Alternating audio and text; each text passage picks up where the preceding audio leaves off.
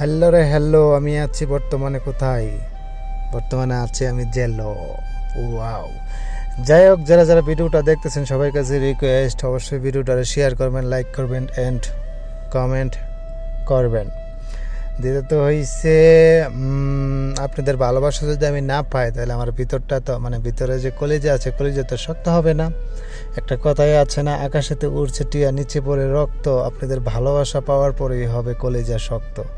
যদি ভালোবাসা না পাই তাহলে তো হবে না কলেজা শক্ত। অবশ্যই ভালোবাসা দিবেন, ভিডিওটাকে শেয়ার করবেন, কমেন্ট করবেন, জানাবেন অবশ্যই কেমন লেগেছে ভিডিওটা।